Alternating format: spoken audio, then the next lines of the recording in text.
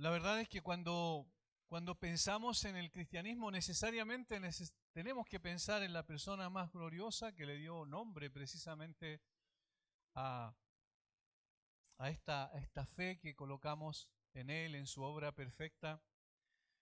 Y cuando se trata de la iglesia de Cristo, entonces necesariamente también tenemos que fijar nuestra mirada en el Señor Jesucristo, como dice el capítulo 3, versículo 1 del libro de Hebreos, de la carta a los Hebreos. Considerada al apóstol y sumo sacerdote de nuestra profesión, Cristo Jesús. La iglesia por mucho tiempo perdió el norte en este aspecto y la mirada estaba puesta más en el hombre, en las necesidades del hombre y en los requerimientos del hombre que en la persona del Señor Jesucristo.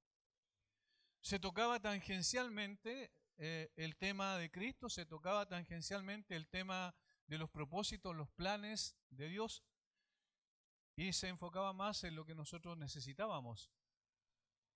Pero Dios está más allá de las necesidades que nosotros tenemos circunstancialmente, y la mirada está puesta en su plan perfecto de redención desde principio a fin, desde antes de la fundación del mundo. Dios estableció un plan, lo que se denominan los decretos divinos, y a través de eso empezó a desarrollar su propósito y su plan con la creación misma y posteriormente todo lo que viene hasta la consumación de todas las cosas. El autor de Hebreos, como hemos dicho, lo que quiere es exaltar a la persona de Cristo, colocarla arriba donde siempre ha merecido tener ese lugar de preeminencia, y a través de lo que expone está también confrontando a un grupo de personas, de judíos que habían creído en el Señor Jesucristo, pero que sin embargo todavía tenían la tendencia a querer volver otra vez a los rudimentos del judaísmo, a las demandas de la ley y otras cosas, a los ceremoniales y rituales de la ley de Moisés. Y por eso es que él lo que hace es mostrar que Cristo es superior a todo el ceremonial, al ritual, y que de hecho eso era solamente sombra, pero Cristo era la realidad, era la consumación, era la razón por la cual esos rituales se hicieron, es decir, apuntaban pedagógicamente al sacrificio perfecto del Señor Jesucristo.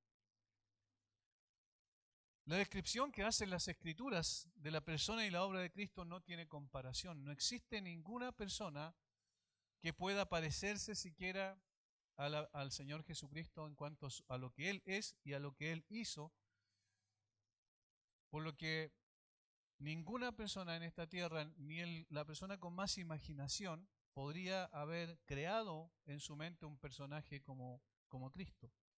Solamente podemos saber quién es Él, cómo es Él, fue su obra y sus alcances e implicaciones de su obra a través de lo que Él mismo ha revelado en su palabra. Porque es incomparable, porque es inigualable el Señor Jesucristo. Evidentemente esto muestra que no era una persona común y corriente, sino que era mucho más que eso, y como dice la Biblia, era Dios mismo. Dios, hablando por el profeta Isaías, se describe a sí mismo como incomparable. En Isaías capítulo 40, versículos 12 al 28, nosotros tenemos una autodescripción de Dios a través del profeta que muestra su grandeza, su gloria, y cómo no hay nadie que pueda llegar a ser comparado a Él. Dice: ¿quién midió las aguas con el hueco de su mano, y los cielos con su palmo? Con 3 dedos juntó el polvo de la tierra y pesó los montes con balanza y con pesa los collados. Estoy leyendo Isaías 40, versículo 12. ¿Quién enseñó al Espíritu de Jehová? Le aconsejó enseñándole. ¿A quién pidió consejo para ser avisado? ¿Quién le enseñó el camino del juicio? ¿Le enseñó ciencia o le mostró la senda de la prudencia? He aquí que las naciones le son como la gota de agua que cae del cubo, y como menudo polvo en las balanzas le son estimadas. He aquí que hace desaparecer las islas como polvo. Ni el Líbano bastará para el fuego, ni todos sus animales para el sacrificio. Como nada son todas las naciones delante de él, y en su comparación serán estimadas en menos que nada y que lo que no es. ¿A qué pues haréis semejante a Dios, o qué imagen le compondréis? El artífice prepara la imagen de talla, el platero le extiende el oro y le funde cadenas de plata. El pobre escoge para ofrecerle madera que no se apolille, ¿Se busca un maestro sabio que le haga una imagen de talla que no se mueva? ¿No sabéis? ¿No habéis oído? ¿Nunca os lo han dicho desde el principio? ¿No habéis sido enseñados de que la tierra se fundó? Él está sentado sobre el círculo de la tierra, cuyos moradores son como langostas. Él extiende los cielos como una cortina, los despliega como una tienda para morar. Él convierte en nada a los poderosos y a los que gobiernan la tierra hace como cosa vana. Como si nunca hubieran sido plantados, como si nunca hubieran sido sembrados, como si nunca su tronco hubiera tenido raíz en la tierra. Tan pronto como sopla en ellos, se secan y el torbellino los lleva como hojarasca. ¿A qué pues me haréis semejante o me compararéis? Dice el santo. Levantad en alto vuestros ojos y mirad quién creó estas cosas. Él saca y cuenta su ejército. A todas llama por sus nombres, ninguna faltará. Tal es la grandeza de su fuerza y el poder de su dominio. ¿Por qué dices, oh Jacob, y hablas tú, Israel, mi camino está escondido de Jehová y de mi Dios pasó mi juicio? ¿No has sabido? ¿No has oído que el Dios eterno es Jehová, el cual creó los confines de la tierra? No desfallece ni se fatiga con cansancio y su entendimiento no hay quien lo alcance. Esta descripción de Dios mismo a través del profeta Isaías muestra que no hay nadie como Él. Por eso hay tres preguntas retóricas ahí que hace en todo el contexto del pasaje que leímos. ¿A qué pues haréis semejante a Dios o qué imagen le compondréis? Versículo 25. ¿A qué pues me haréis semejante o me compararéis? Dice el santo. Y finalmente, ¿no has sabido, no has oído que el Dios eterno es Jehová, el cual creó los confines de la tierra? No desfallece ni se fatiga con cansancio, y su entendimiento no hay quien lo alcance. Esto muestra la grandeza superlativa de Dios. No hay nadie con quien poder compararlo. No hay un parámetro para poder medir quién es Dios.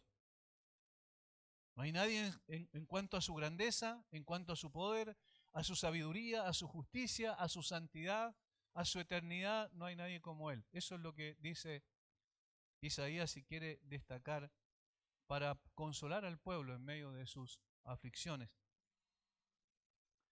Lo propio se aprecia en el Nuevo Testamento, pero ahora con respecto a la persona del Señor Jesucristo. Cuando se describe específicamente su obra, nadie lo puede igualar. Pablo hace una descripción extraordinaria en Colosenses capítulo 1, versículos 15 al 23, un texto muy conocido, probablemente uno de los textos cristológicos, es decir, de la doctrina de Cristo más completo, en una exaltación de la persona de Cristo que solo puede ser comparable con Dios mismo, porque es de hecho Dios. Él es la imagen del Dios invisible, dice en el capítulo 1, versículo 15 de Colosenses, el primogénito de toda creación, porque en Él fueron creadas todas las cosas, las que hay en los cielos y las que hay en la tierra, visibles e invisibles, sean tronos, sean dominios, sean principados, sean potestades. Todo fue creado por medio de Él y para Él. Y Él es antes de todas las cosas y todas las cosas en Él subsisten. Y Él es la cabeza del cuerpo que es la iglesia, el que es el principio, el primogénito entre los muertos, para que en todo tenga la preeminencia. Por cuanto agradó al Padre que en Él habitase toda plenitud, y por medio de Él reconciliar consigo todas las cosas, así las que están en la tierra como las que están en los cielos, haciendo la paz mediante la sangre de su cruz. Y a vosotros, también que erais en otro tiempo extraños y enemigos en vuestra mente, haciendo malas obras, ahora os ha reconciliado en su cuerpo de carne por medio de la muerte, para presentaros santos y sin mancha e irreprensibles delante de Él. Si en verdad permanecéis fundados y firmes en la fe y sin moveros de la esperanza del Evangelio que habéis oído, el cual se predica en toda la creación que está debajo del cielo, del cual yo, Pablo, fui hecho ministro. Describe al Señor como la expresión de Dios, Él es la imagen del Dios invisible. Describe al Señor Jesucristo como el creador, como el origen de la creación, como el medio de la creación y como el propósito de la creación. Describe al Señor Jesucristo como el sustentador de todo. Él es antes de todas las cosas y todas las cosas en Él subsisten. Describe al Señor Jesucristo como la plenitud de Dios. describe al Señor Jesucristo como el que reconcilia todas las cosas y como el autor de la salvación. Es decir, si ustedes comparan lo que dice Isaías 40, versículo 12 en adelante, con lo que dice el apóstol Pablo en Colosenses 1, 15 al 23, estamos hablando de Dios mismo. Es imposible errar al respecto. Si una persona cree que Jesucristo no es Dios, no puede ser un creyente, es imposible, no es un creyente genuino. De hecho, ahí está precisamente uno de los énfasis de las sectas. Conocida es también la descripción de Filipenses, capítulo 2, versículos 6 al 11. Otra vez, es extraordinario lo que el apóstol Pablo dice aquí en un contexto distinto, ni siquiera en un contexto teológico, en un contexto doctrinal, sino de aplicación práctica de lo que Pablo está enseñando a los filipenses. Sin embargo, le dice que Cristo es el estándar, que lo miren a Él, porque solamente mirándolo a Él pueden ser transformados conforme a lo que Él es en cuanto a la forma en que hemos de vivir, especialmente humildad, desarraigo de nuestras cosas, renuncia a nuestros derechos, supuestos derechos que nosotros siempre estamos reclamando. En cambio, el Señor Jesucristo es distinto. Dice, haya pues en vosotros este sentir, que hubo también en Cristo Jesús, el cual no estimó el ser igual a Dios como cosa que aferrarse, sino que se despojó a sí mismo, tomando forma de siervo, hecho semejante a los hombres y estando en la condición de hombre se humilló a sí mismo, haciéndose obediente hasta la muerte y muerte de cruz. Por lo cual Dios también le exaltó hasta lo sumo y le dio un nombre que sobre todo nombre, para que en el nombre de Jesús se doble toda rodilla de los que están en los cielos y en la tierra y debajo de la tierra, y toda lengua confiese que Jesucristo es el Señor, para gloria de Dios Padre. Él es Dios, dice Pablo aquí, claramente. La palabra que utiliza es la palabra morfe, es decir, en sustancia, en esencia, es Dios mismo, eso es lo que quiere decir. De la misma naturaleza de Dios. Sin embargo, se humilla a sí mismo, se despoja a sí mismo para transformarse en un siervo, en un esclavo, para descender a la vergonzosa cruz y morir en el lugar de los pecadores. Por esto Dios lo exalta hasta lo sumo. Se le da un nombre incomparable y una autoridad incomparable. De tal manera que es aquel a quien somos llamados a mirar, a admirar, a seguir, a considerar. Es el autor y consumador de la fe, el único y sabio Dios. No existe otro como Él. Esto es compatible con lo que el mismo autor de Hebreos, inspirado por el Espíritu Santo, transmite. Y aquí vamos llegando a nuestro texto. En toda la carta.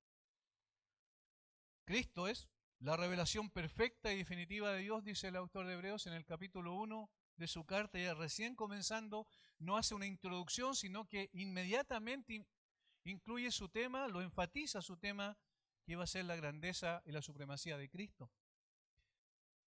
Dice que en estos tiempos nos ha hablado a través de su Hijo.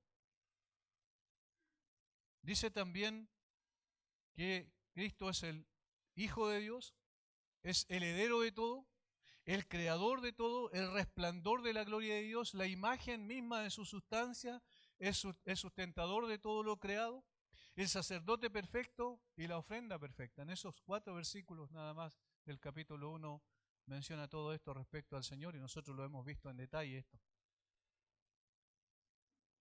El Señor que reina a la diestra del Padre, digno de ser adorado, eterno, inmutable, el sustituto perfecto, va a seguir diciendo el capítulo 2 después,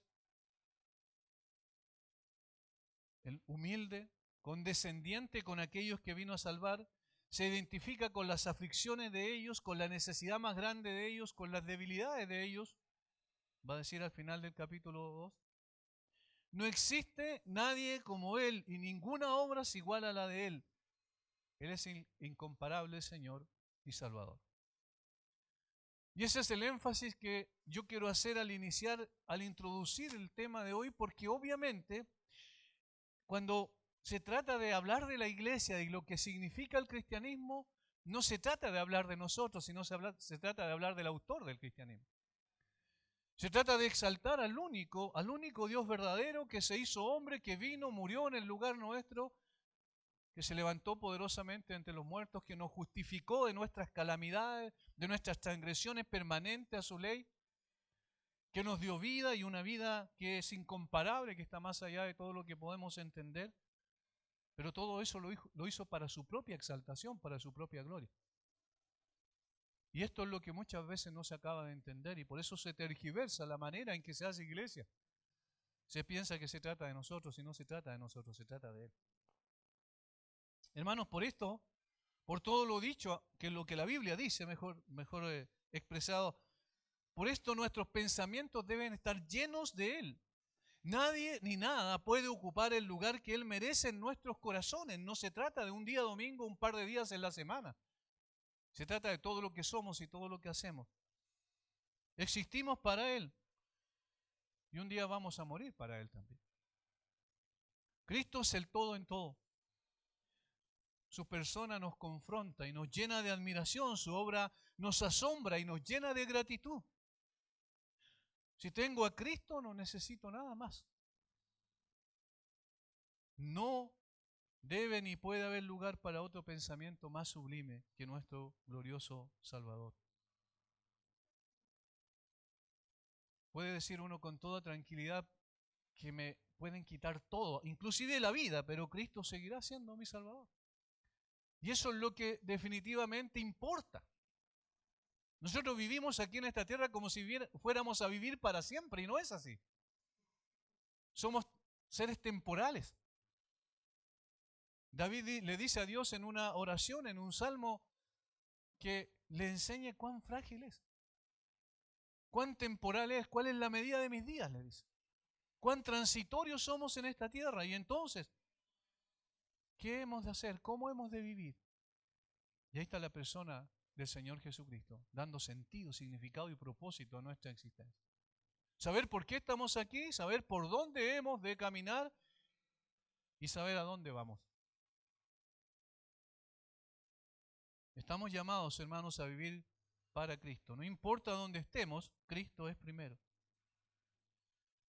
Si un médico en un quirófano operando, un abogado en un estudio de leyes, en el campo una persona arando, en la universidad o colegio estudiando, en la casa trabajando, en la calle, en el supermercado, en la playa descansando, quizás tomándose unas vacaciones, no importa dónde estemos o lo que estemos haciendo, estamos llamados a hacerlo todo para honrar a Cristo. Cuando Cristo llegó a nuestra vida, nosotros morimos, eso es lo que la Biblia dice. Pablo dice, con Cristo estoy juntamente crucificado, ya no vivo yo, mas vive Cristo en mí. Y lo que ahora vivo en la carne, lo vivo en la fe del Hijo de Dios, el cual me amó y se entregó a sí mismo por mí. Todo lo que hagamos, ya sea palabra de hecho, debe buscar siempre la honra y la gloria de nuestro amado e incomparable Salvador. En el capítulo 3, versículo 1 de Hebreos, Él llama a colocar nuestra mirada en Él, a contemplarlo, a pensar, a reflexionar, a meditar, es decir, a usar nuestra capacidad de razonamiento que Él nos dio para pensar en Él, considerada el apóstol y sumo sacerdote de nuestra fe.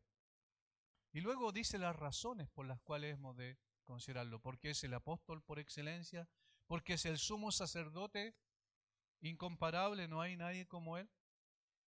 Y luego menciona otras características que yo quiero tocar en el día de hoy, versículo 2 al 6. Refiriéndose a Cristo, dice, el cual es fiel al que lo constituyó, como también lo fue Moisés en toda la casa de Dios.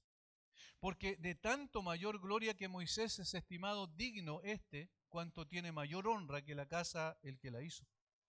Porque toda casa es hecha por alguno, pero el que hizo todas las cosas es Dios.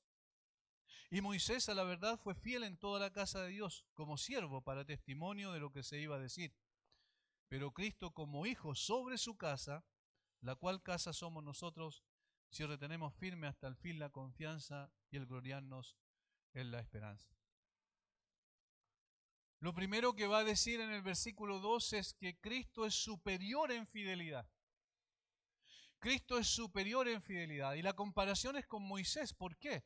Porque el trasfondo de aquellos los cuales recibían la carta, en primer lugar, los receptores primarios de la carta eran personas que consideraban a Moisés como el ícono más importante del judaísmo, como la persona por excelencia con la cual Dios hablaba cara a cara, una persona especial que manifestó la gloria de Dios de una manera particular en el Antiguo Testamento, quien recibió la ley, quien la entregó al pueblo, quien liberó, o mejor dicho, guió y condujo la liberación del pueblo de Israel de Egipto, quien condujo y guió al pueblo por el desierto durante 40 años. Entonces todas las miradas estaban puestas en Moisés. Y estos judíos que habían hecho una profesión de fe por el Señor Jesucristo estaban tambaleando, como que querían ya volver a los rudimentos de antes, a sus ceremonias, rituales y todo lo que tiene que ver con la ley de Moisés, particularmente lo ceremonial. Y lo que estaba haciendo entonces el autor de Hebreo estaba diciendo, miren, Moisés sí es grande efectivamente, pero Jesucristo es mucho más grande que Moisés. Y la primera cualidad en que es grande es que lo es en fidelidad. Noten que el autor de Hebreo no está hablando mal de Moisés. Eso a mí me llama poderosamente la atención. A veces cuando se hacen comparaciones o se quieren hacer contrastes, se habla mal de otro para hablar bien de nosotros. Pero acá el autor de Hebreo no está haciendo eso. ¿Por qué? Porque Moisés fue escogido por Dios para una tarea especial y la cumplió fielmente desde el punto de vista humano. Fue fiel a Dios quien lo llamó para sacar a su pueblo de Egipto. Eso es lo que declara en el Antiguo Testamento. A mi siervo Moisés, que es fiel en toda mi casa, cara a cara hablaré con él. Y claramente, dice en Números capítulo 12, versículos 7 al 8, en un contexto donde estaban siendo acusados Moisés, donde se estaban rebelando contra su autoridad, y el Señor lo vindica de una manera especial frente al pueblo y dice, a mi siervo Moisés, que es fiel en toda mi casa, cara a cara hablaré con él y claramente. Dios dice que Moisés es fiel en toda su casa, en el sentido no de casa de algo físico, sino en el sentido de pueblo, de familia. Es como utiliza la palabra aquí. En varias ocasiones va a utilizar la palabra casa y la utiliza en el sentido de gente, de personas. Muy similar a como lo hace el Salmo 127, cuando dice, si Jehová no edificare la casa, en vano trabajan los que la edifican. Obviamente no se refiere a la casa físicamente hablando, sino se refiere a la familia en ese contexto. Acá también, entonces, el contexto es el pueblo.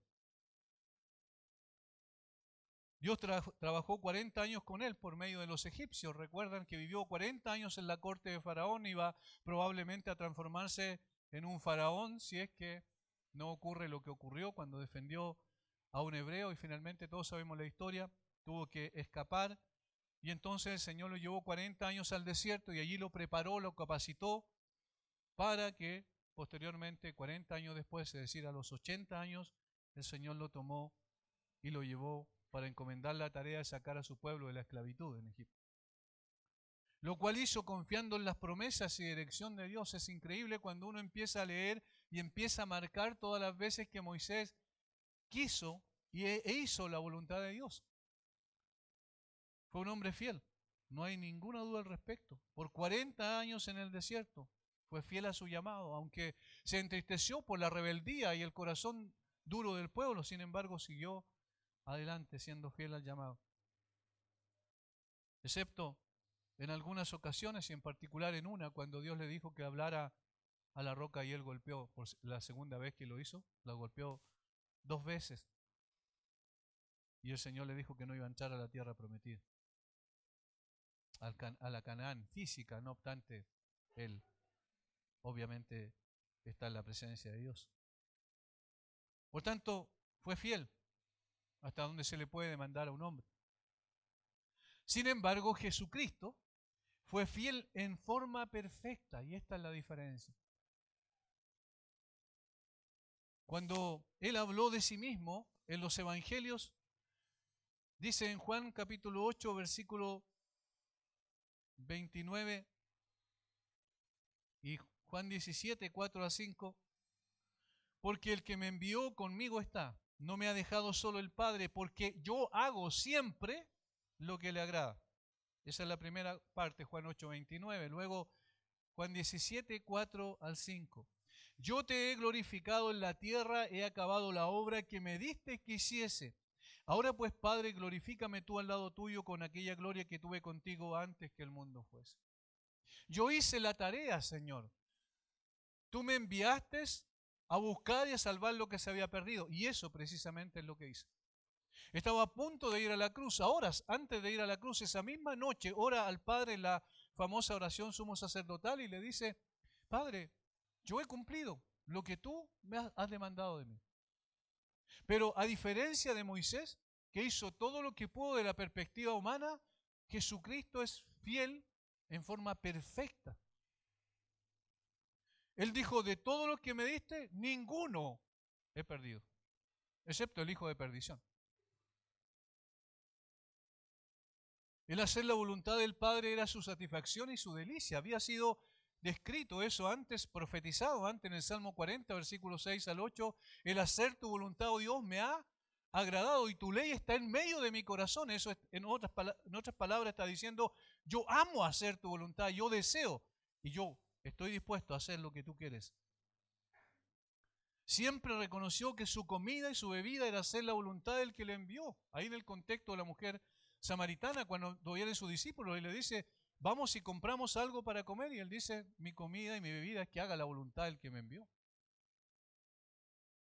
Sus palabras eran las palabras de su Padre, sus obras eran las obras de su Padre. Nunca dudó de hacer lo que el Padre le había mandado. Nunca.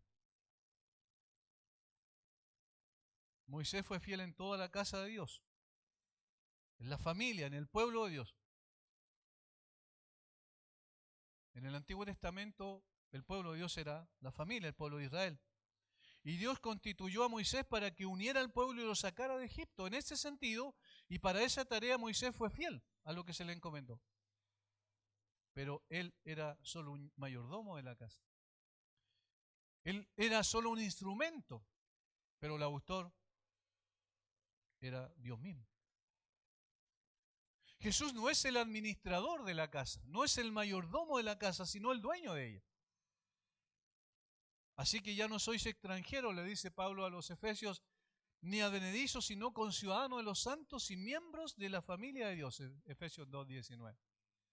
Miembro de la familia de Dios, una nueva familia, una familia distinta. En el Antiguo Testamento era el pueblo de Israel, en el Nuevo Testamento es la iglesia. Más adelante el apóstol Pedro dice que hemos de acercarnos a él, piedra viva, desechada ciertamente por los hombres, más para Dios escogida y preciosa. Vosotros también como piedras vivas sed edificados como casa espiritual y sacerdocio santo. Primera de Pedro 2, 4 y 5. Cristo es el que edifica la casa, el propietario de la casa. En este caso obviamente está hablando de la iglesia. De tal manera que no hay un grado de comparación, de colocarlo uno al lado del otro, porque estamos viendo que necesariamente Cristo es muy superior a Moisés. Y que Moisés fue simplemente un instrumento de Dios, pero Cristo es el autor de todas las cosas. Y además es el dueño de la casa. Cristo es el que nos hace ciudadanos de su reino y miembros de su familia. De hecho, en Él somos adoptados como hijos de Dios. Yo te he glorificado en la tierra, dice en Juan 17:4. He acabado la obra que me diste que hiciese. He acabado la obra que me diste que hiciese. ¿Qué diferencia hay con nosotros también? Pero notable. Nosotros muchas veces empezamos algo, pero no lo terminamos. Nosotros tenemos la disposición de comenzar a establecer o desarrollar un proyecto y normalmente o muchas veces ocurren circunstancias, situaciones en medio que nos dejan sin acabarlo.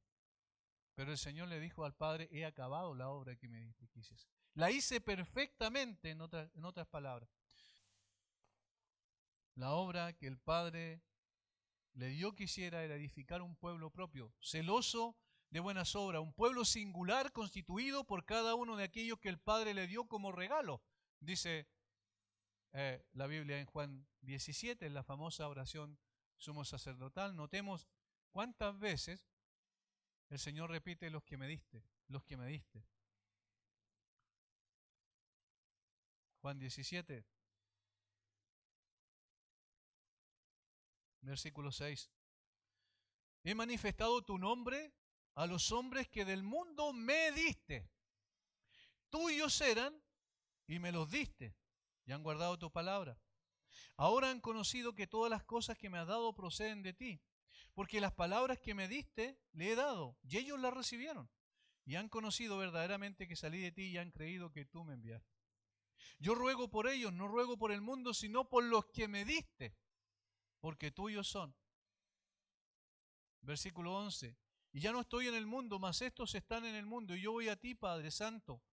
A los que me has dado, guárdalos en tu nombre, para que sean uno, así como nosotros. Cuando estaba con ellos en el mundo, yo los guardaba en tu nombre. A los que me diste, yo los guardé, y ninguno de ellos se perdió, sino el hijo de perdición, para que la escritura se cumpliese. ¿Cuántas veces repite? A los que me diste, a los que me diste. Porque de eso se trata. El Señor escogió antes de la fundación del mundo un grupo determinado de personas para derramar su gracia un día sobre ellos y llevarles al conocimiento de la verdad. Constituirlos en hijos de Dios y entonces para que formaran parte de la familia de Dios. Y luego envió a su Hijo, para que su Hijo precisamente viniera a buscar a aquellos que Él mismo le había concedido como un regalo, y Él los ganó a través de su propia sangre, a través de su propia obra perfecta en la cruz. Le dio su palabra, recibieron su palabra, los instruyó, los guió, reconocieron que Jesús venía de Dios, reconocieron que no había nadie como Él, reconocieron que Él era el Mesías, efectivamente el Salvador. Y entonces a todos estos los vino a salvar. Y va a seguir salvando hasta que complete el número de los que fueron escogidos antes de la fundación del mundo, que para nosotros es una incógnita, no sabemos quién es, pero Dios sabe perfectamente quién. Y por eso nos llamó a predicar el Evangelio a todas las personas, porque a través de ese instrumento, de la predicación, la proclamación del Evangelio, entonces las personas van a llegar al conocimiento de la verdad, porque la fe viene por el oír y el oír la palabra de Dios. De tal manera entonces que lo que está diciendo aquí es que la fidelidad del Señor Jesucristo es inigualable. No hay nadie que hizo exactamente la voluntad del Padre como Él la hizo. Nadie. Tenemos ejemplos de personas que son considerados como en la Biblia como héroes de la fe, como el propio Abraham, ¿verdad? Como el propio Enoc, que caminó con Dios, dice la Biblia. Como David, que fue conforme al corazón de Dios. Como el profeta Elías y como muchos otros que son íconos en el Antiguo Testamento de personas que amaron a Dios y siguieron a Dios. Pero ninguno de ellos fue completamente fiel. Solamente Cristo fue fiel. De una manera incomparable. Lo segundo que dice que, por lo cual es superior el Señor Jesucristo ahí en el versículo 3, es que fue superior en gloria. Cristo es superior en gloria. Porque de tanto mayor gloria que Moisés es estimado digno se refiere a Cristo, cuánto tiene mayor honra que la casa el que la hizo. De tanto mayor gloria que Moisés, ahí está la comparación. Y ese de tanto mayor es un superlativo, es decir, no hay nadie que esté sobre él. Si existe alguien que la Biblia registra, que tuvo una profunda y estrecha relación con Dios, al punto de reflejar la gloria de Dios, ese fue Moisés. No hay ningún otro personaje del Antiguo Testamento que dice que tuvo una cercanía tan grande con Dios y que a través de esa cercanía Dios reflejó su gloria en él. En el capítulo 34 de Éxodo está registrado este evento que posteriormente Pablo toma, y lo vamos a ver después. Pablo toma en 2 Corintios para mostrar la gloria más eminente del Señor Jesucristo. Sin embargo, aquí está la de Moisés. Versículo 27, Éxodo 34, 27. Notemos cómo de una forma particular, singular, no hay nadie como Moisés en ese sentido en el Antiguo Testamento. Dios quiso reflejar su gloria a través de él. Y Jehová dijo a Moisés: escribe tú estas palabras, porque conforme a estas palabras he he hecho pacto contigo y con Israel. Y él estuvo allí con Jehová 40 días y 40 noches, no comió pan ni bebió agua, y escribió en tablas las palabras del pacto, los 10 mandamientos.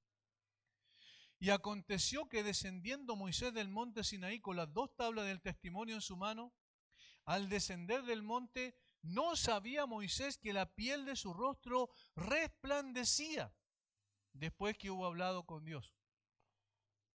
Y Aarón y todos los hijos de Israel miraron a Moisés, y aquí la piel de su rostro era resplandeciente, y tuvieron miedo de acercarse a él. Entonces Moisés lo llamó, y Aarón y todos los príncipes de la congregación volvieron a él, y Moisés les habló. Después se acercaron todos los hijos de Israel, a los cuales mandó todo lo que Jehová le había dicho en el monte Sinaí. Y cuando acabó Moisés de hablar con ellos, puso un velo sobre su rostro. Cuando venía Moisés delante de Jehová para hablar con él, se quitaba el velo hasta que salía. Y saliendo decía a los hijos de Israel lo que le era mandado. Y al mirar los hijos de Israel el rostro de Moisés, veían que la piel de su rostro era resplandeciente. Y volvía Moisés a poner el velo sobre su rostro hasta que entraba a hablar con Dios. No hay nadie más que sea comparable en ese sentido. Estuvo 40 días y 40 noches con Dios. Primeramente en el monte trajo los mandamientos escritos por el dedo de Dios, como dice la Biblia, y sabemos lo que pasó, lo que estaba pasando abajo en el valle cuando hicieron un ídolo. Y ahí en esa ocasión quebró los mandamientos. Y luego restauró Dios ese pacto que había hecho, porque Moisés intercedió para que no destruyera a los israelitas. Y entonces fue otra vez por 40 días y 40 noches a estar con Dios arriba en la cumbre del monte.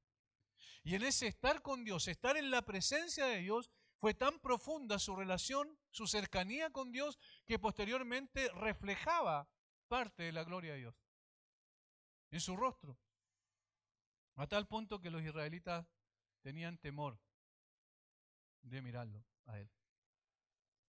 ¿Por qué ocurrió eso? Bueno, fue el mismo Moisés. Fue el mismo Moisés el que pidió eso. En el capítulo 33 de Éxodo, versículo 18, está reflejado. Él entonces dijo: te ruego que me muestres tu gloria. Y Dios le respondió que iba a hacer algo, iba a mostrarle visos de su gloria, porque ninguna persona puede ver la gloria de Dios y vivir. Pero Dios hizo algo especial a través de él, al punto que ni él se daba cuenta. Su rostro resplandecía. Evidentemente que Dios le dio gloria a Moisés. Cuando se rebelaron contra él, ahí en Números está relatado, leí un versículo hace un rato atrás relacionado con eso, el Señor dijo: no hay nadie como mi siervo Moisés, con el cual hablo cara a cara, y lo vindicó delante del pueblo que lo estaba acusando, de algunos del pueblo que lo estaban acusando. Sin embargo, Jesús no reflejó la gloria de Dios. No, Jesús era la gloria de Dios. Jesús no era un espejo que reflejaba la gloria de Dios, Jesús era la misma gloria de Dios. Inclusive estando velada su gloria por su manto humano, ¿cierto? Por su naturaleza humana, no obstante en circunstancias, en situaciones especiales, ¿qué es lo que vemos en los evangelios? La gloria de Dios en él. ¿Recuerdan en su nacimiento? ¿Qué es lo que cantaban los ángeles? ¿Qué es lo que proclamaban los ángeles? Gloria a Dios en las alturas y en la tierra paz, buena voluntad para con los hombres. ¿Qué es lo que pasó en el templo? Ahí cuando el anciano Simeón va al templo y toma al niño en sus brazos. Lucas capítulo 2, versículo 25. Y aquí había en Jerusalén un hombre llamado Simeón, y este hombre justo y piadoso esperaba la consolación de Israel. Y el Espíritu Santo estaba sobre él, y le había sido revelado por el Espíritu Santo que no vería la muerte antes que viese al ungido del Señor. Y movido por el Espíritu vino al templo, y cuando los padres del niño Jesús lo trajeron al templo para hacer por él conforme al rito de la ley, él le tomó en sus brazos y bendijo a Dios diciendo: ahora, Señor, despides a tu siervo en paz conforme a tu palabra, porque han visto mis ojos tu salvación, ¿Y a quién estaba viendo en ese momento? Al niño. La cual has preparado en presencia de todos los pueblos, luz para revelación a los gentiles y gloria de tu pueblo Israel. El apóstol Juan dice, vimos su gloria, gloria como el unigénito del Padre lleno de gracia y de verdad. Vimos su gloria. En ocasiones cuando el Señor se cansaba, por ejemplo, cuando comenzó a dormir en la barca ahí en el mar de Galilea y lo despierta a los discípulos porque zozobraban, Él estaba cansado, pero luego se levanta y a la voz suya se calma la tempestad, las olas y el viento. ¿Qué es lo que estaba allí manifestándose? La gloria de Dios. Pero Jesús no estaba diciendo yo hago esto como algo que recibo simplemente, sino que estaba mostrando que Él mismo era la gloria de Dios.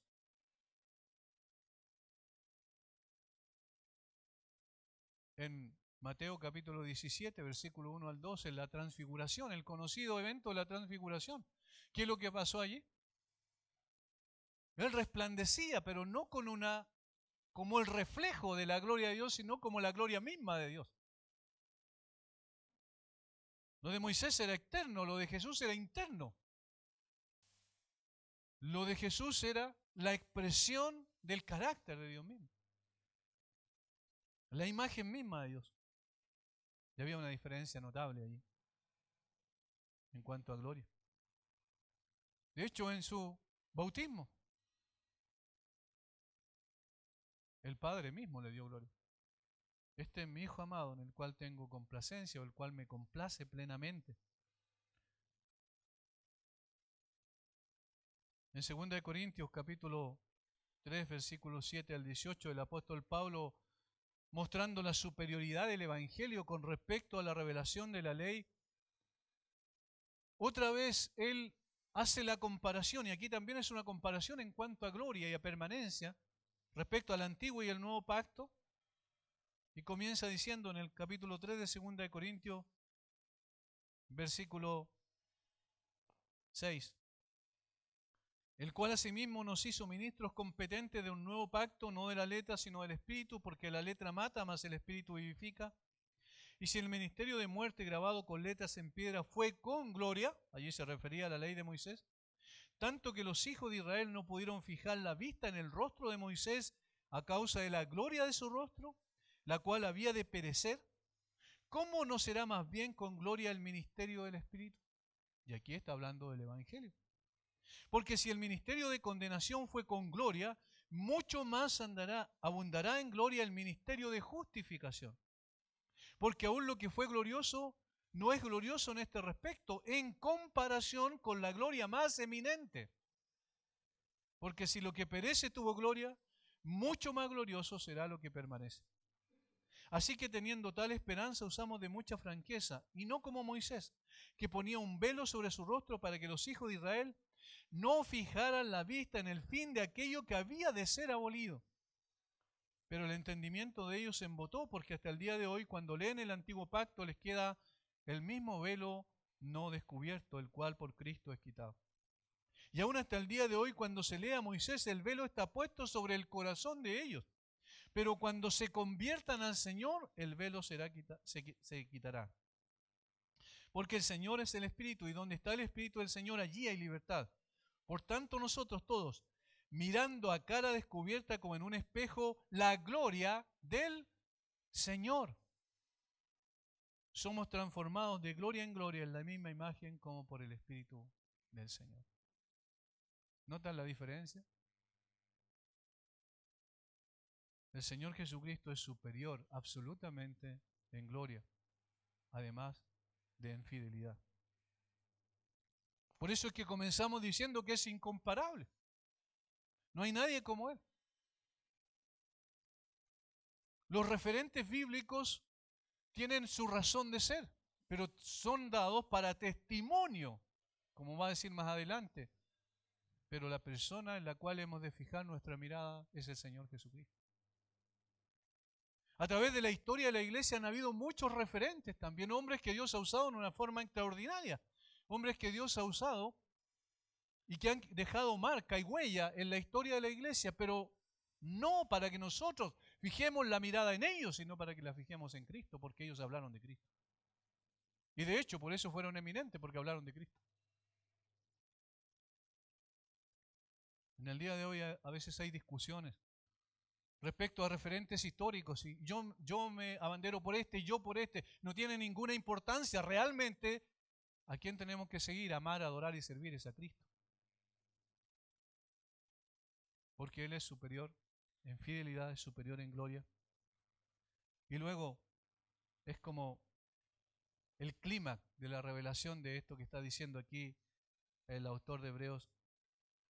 En tercer lugar, Cristo es superior en su filiación, es decir, en su relación con Dios única, exclusiva. Versículo 4, porque toda casa es hecha por alguno, pero el que hizo todas las cosas es Dios. Y Moisés, a la verdad, fue fiel en toda la casa de Dios como siervo para testimonio de lo que iba a decir. Pero Cristo como hijo sobre su casa, la cual casa somos nosotros. Fíjense la diferencia. Moisés como siervo, Cristo como hijo. Moisés como mayordomo, Cristo como el dueño de la casa. Moisés fue fiel a la tarea que Dios le encomendó, la dirección y guía de su pueblo. Fue fiel en la casa de Dios, pero como siervo. Inclusive la palabra que se utiliza aquí de siervo es la única vez que aparece en el Nuevo Testamento, en el griego, en el original, y no es ninguna de las otras palabras que se traducen siervo en el Nuevo Testamento. Es una palabra que tiene la connotación de honor, de honra, es decir, no es un siervo común y corriente, es el principal de los siervos, el más importante de ellos. Esto es lo que da a entender. Sin embargo, sigue siendo un siervo. John MacArthur explica esto. Dice, Moisés fue siervo y se comportó como tal. La palabra o el término es un término de dignidad y libertad, no de servilismo. Y aunque era el siervo de mayor rango, Moisés seguía siendo simplemente un siervo. Su obediencia como tal es sorprendente. Se aprecia en los capítulos 25 al 40 de Éxodo en una forma singular. La obediencia de Moisés como siervo de Dios fue increíble. Yo quiero que leamos algunos versículos para que ustedes vayan viendo la manera en que la Biblia expresa la obediencia de Moisés de una manera increíble. Cada capítulo del 35 al 40 está mostrando precisamente aquello. Vamos a ir leyendo estos versículos. Si alguien tiene la costumbre, yo digo la buena costumbre, antes se pensaba que la Biblia no se podía manchar nada, ¿cierto? Pero sí, si alguien quiere rayar esos versículos porque son extraordinarios, porque muestran la fidelidad y la obediencia de un hombre como Moisés. Éxodo 35, versículo 1. Moisés convocó a toda la congregación de los hijos de Israel y les dijo, estas son las palabras que Jehová ha mandado que sean hechas. Esa es la primera parte, la primera vez. Éxodo 35, versículo 4. Y habló Moisés a toda la congregación de los hijos de Israel diciendo, esto es lo que Jehová ha mandado. Fíjense, él no hacía su voluntad, él no enseñaba lo que él quería, lo que Dios había establecido. Versículo 10. Todo sabio de corazón de entre vosotros vendrá y hará todas las cosas que Jehová ha mandado. Capítulo 36, versículo 1. Así pues, Besaleel y Aholiab y todo hombre sabio de corazón, a quien Jehová dio sabiduría e inteligencia para saber hacer toda la obra del servicio del santuario, harán todas las cosas que ha mandado Jehová. Capítulo 39. Del azul, púrpura y carmesí hicieron las vestiduras del ministerio para ministrar en el santuario, y asimismo hicieron las vestiduras sagradas para Aarón, como Jehová lo había mandado a Moisés. Versículo 5 del capítulo 39. Y el cinto del efod que estaba sobre él era de lo mismo, de igual labor, de oro azul, púrpura, carmesí, lino torcido, como Jehová lo había mandado a Moisés. Versículo 7. Y las puso sobre las hombreras del efod por piedras memoriales para los hijos de Israel, como Jehová lo había mandado a Moisés. Versículo 21. Y ataron el pectoral por sus anillos a los anillos del efod con un cordón de azul para que estuviesen sobre el cinto del mismo efod y no se separasen del pectoral del efod, como Jehová lo había mandado a Moisés. Versículo 26. Una campanilla y una granada, otra campanilla y otra granada alrededor en las orillas del manto para ministrar, como Jehová lo había mandado a Moisés. Versículo 29. También el cinto de lino torcido de azul, púrpura y carmesí, de obra de recamador, como Jehová lo mandó a Moisés. Versículo 31. Y pusieron en ella un cordón de azul para colocarla sobre la mitra por arriba, como Jehová lo había mandado a Moisés. Versículo 32. Así fue acabada toda la obra del tabernáculo de reunión, e hicieron los hijos de Israel como Jehová había mandado a Moisés. Versículo 42. En conformidad a todas las cosas que Jehová había mandado a Moisés, así hicieron los hijos de Israel toda la obra. Versículo 43. Y vio Moisés toda la obra, y aquí que lo habían hecho como Jehová había mandado, y los bendijo. Capítulo 40, versículo 16. Y Moisés hizo conforme a todo lo que Jehová le mandó, así lo hizo. Versículo 19. Levantó la tienda sobre el tabernáculo y puso la sobrecubierta encima del mismo, como Jehová había mandado a Moisés. Versículo 21.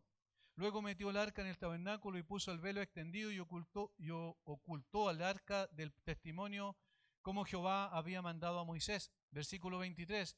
Y sobre ella puso por orden los panes delante de Jehová, como Jehová había mandado. 25. Y encendió las lámparas delante de Jehová, como Jehová había mandado a Moisés. 27. Y quemó sobre él incienso aromático, como Jehová había mandado a Moisés. 29. Y colocó el altar del holocausto a la entrada del tabernáculo de reunión, y sacrificó sobre el holocausto y ofrenda, como Jehová había mandado a Moisés. Versículo 32. Cuando entraban en el tabernáculo de reunión y cuando se acercaban al altar, se lavaban como Jehová había mandado a Moisés.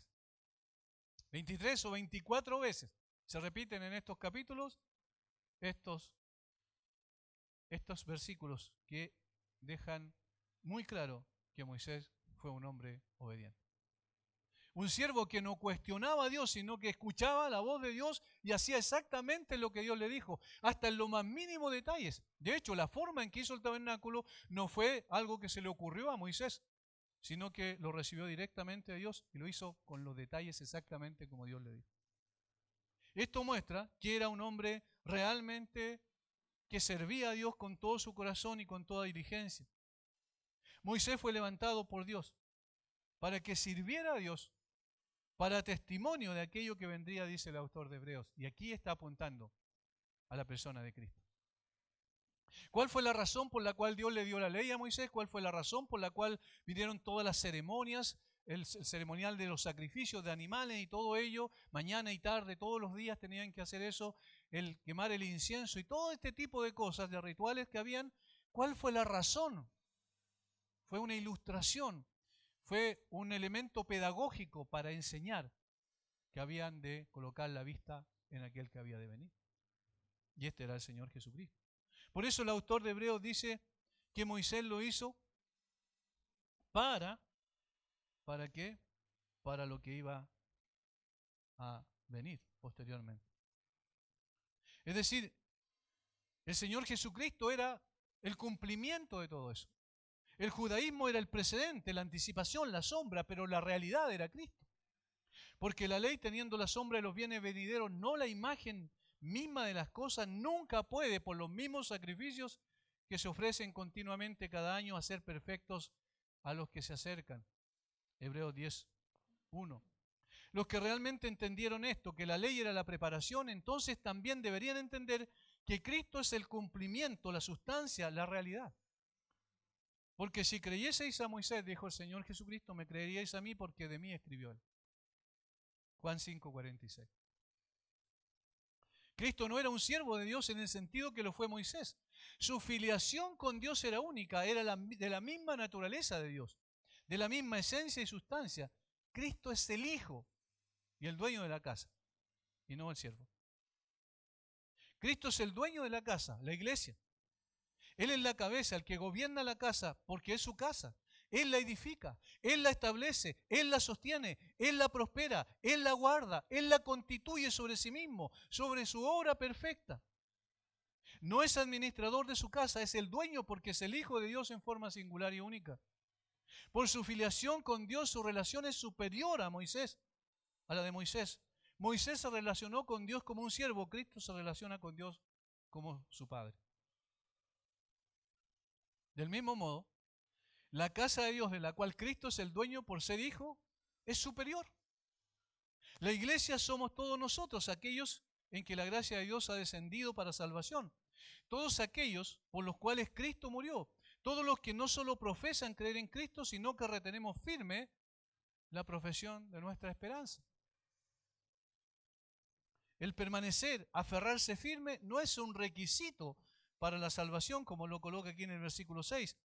Pero Cristo como Hijo sobre su casa, la cual somos nosotros, si retenemos firme hasta el fin la confianza y el gloriarnos en la esperanza. No es un requisito, sino que es una evidencia de la salvación. Es decir, el que permanece reteniendo las verdades más importantes de lo que Cristo es, lo que la palabra revela, la doctrina correcta, esa persona da evidencia de que es un verdadero creyente. Este es un llamado de advertencia, entonces, para examinarnos a nosotros mismos si realmente pertenecemos a la casa de Dios en Cristo. Entonces nuestra confianza va a estar firme. Si vosotros permaneciereis en mi palabra, le dijo a los judíos que habían creído en él en Juan 8:31, seréis verdaderamente mis discípulos. Si vosotros permaneciereis en mis palabras, seréis verdaderamente mis discípulos. La misma verdad dicha por Pablo, examinaos a vosotros mismos si estáis en la fe, probaos a vosotros mismos. ¿Y por qué el autor de Hebreos hace esa conclusión al párrafo? ¿Y por qué hace esa conclusión? Porque obviamente había gente que creía, pero no creía. Es decir, habían judíos que habían dicho que creían en Dios, en Jesucristo, como el Mesías, pero luego estaban volviendo atrás porque había en ellos, en algunos, duda sincera y en otros simplemente apostasía. Y el que apostata nunca fue del Señor. Ahora, si eso fue pertinente en ese tiempo, hermanos, ¿no será pertinente en el día de hoy también? ¿Cuántos en la iglesia que pertenecen a la iglesia del punto de vista humano, del punto de vista de su membresía en una iglesia, inclusive quizás no pertenecen a la iglesia de Cristo? ¿Cuántos están autoengañados porque simplemente fueron a la iglesia de pequeños? ¿Cuántas veces he escuchado esto? Yo desde pequeño soy creyente. Mentira. La fe es absolutamente personal. La fe no la transmiten los padres a los hijos y los abuelos a los nietos. No. La fe es personal, es una convicción profunda de la verdad. Es encontrarme desnudo delante de Dios, es saber que realmente Dios es santo y yo soy pecador y estoy condenado. Y que solamente lo que Cristo hizo por mí es a lo cual me puedo aferrar. Pero es una convicción que produce el Espíritu Santo. Es una obra sobrenatural y cuando eso ocurre, sale de mis ojos, igual como lo que pasó con Pablo, caen como escamas de los ojos y podemos ver la gloria de Dios. Y podemos darnos cuenta, esto es Cristo. De esto se trata el cristianismo, no de una serie de enseñanzas a veces superficiales, de ceremoniales, de rituales religiosos, no. Y por eso el autor de Hebreos dice ahí, si retenemos firme hasta el fin la confianza. No se trata de cómo empezamos, sino cómo terminamos. Alguien puede empezar y decir, bueno, pero yo hice muchas cosas en la iglesia. He escuchado también eso como referencia de que supuestamente eso es muestra de cristianismo. Yo hice muchas cosas. Yo estuve coordinando el culto. Yo hice una cantidad de cosas. Yo tuve este cargo, este otro en la iglesia. ¿Y qué pasa hoy? No, bueno, ahora estoy decaído. No voy a la iglesia. Estoy viviendo de una forma distinta. Entonces, ¿qué? ¿Vienes a mostrar un currículum delante de Dios? No, Dios conoce nuestro corazón y sabe si efectivamente somos lo que decimos ser. Por eso, si retenemos firme hasta el fin la confianza. Si Cristo es tan glorioso, si Cristo es tan grandioso como hemos visto recién, si Cristo es fiel en forma absoluta, perfecta, si Cristo tiene gloria más eminente que nadie más, porque es Dios mismo y es el reflejo de su gloria, si Cristo tiene una relación, una afiliación con Dios única y exclusiva, lo cual lo hace de la misma naturaleza y de la esencia de Dios, entonces, si eres un creyente, sigue a Cristo con todo tu ser. Renuncia a tus deseos y camina con Cristo. Renuncia a tus proyectos y propósitos en la vida y colócalos a los pies de Cristo. Y si Cristo los avala, entonces sí, adelante. Y si Cristo no los avala, recházalos. Que Cristo escriba en tu corazón lo que Él quiera hacer contigo. De eso se trata el cristianismo. No sacamos nada con hacer una cantidad de cosas pensando que el activismo significa cristianismo, cuando en realidad la contemplación de Cristo, de la gloria, de la grandeza, de la perfección de Él, es la que nos va transformando de gloria en gloria, conforme a la misma imagen de Él. Y eso es lo que el autor de Hebreos está diciendo. Miren, ¿cómo ustedes van a volver a esas cosas, a esos ceremoniales? Cuando en realidad esos ceremoniales apuntaban a Cristo. Y si Cristo está presente, entonces, si la realidad está aquí, ¿cómo vas a seguir mirando la sombra? Y hermanos, yo quiero terminar con esto. Si realmente estás siguiendo un sistema religioso, si realmente el concepto denominacional es tan fuerte en tu corazón que te aferres a eso como realmente la esperanza, yo te invito a volverte a Cristo. Porque no se trata de una denominación. No se trata de un sistema religioso. Se trata de la persona más gloriosa que existe. Se trata de seguirlo a Él, de amarlo a Él, de servirlo a Él, de honrarlo a Él. No hay nadie más importante que Él. Él es inigualable. Padre, gracias por tu palabra. Gracias por mostrarnos a Cristo nuevamente. Señor, cada vez que esto sucede no podemos quedarnos indiferentes. Sabemos que nuestro lenguaje no es suficiente para describir su grandeza y su gloria, su perfección, su fidelidad absoluta, su amor incondicional a personas que no merecemos nada bueno y sin embargo recibimos todo de parte tuya. Gracias por otra vez ayudarnos a poder volver nuestra mirada a su persona gloriosa. No hay nadie como Él. Él es inigualable, incomparable. Señor, llévanos a amarte con todo nuestro corazón y a seguirte muy de cerca en medio de la convulsión que pueda haber, Señor, en el mundo. Danos de tu gracia para caminar de tu mano todos los días. Señor, ayúdanos a poder sacar de nuestra mente y corazón todas las falacias que han venido a nosotros muchas veces a través de la filosofía y de la ideología del mundo. Señor, ¿qué importancia tendrá eso en comparación a nuestro glorioso Salvador? Padre, que podamos seguirte a ti sincera y genuinamente, renunciando a nosotros mismos y a nuestros propios deseos egoístas. Por favor, Señor, llévanos de tu mano y transfórmanos en el proceso. Bendice a mis hermanos y obra en el corazón de aquel que aún no te ha conocido. Oramos en el nombre de Jesús.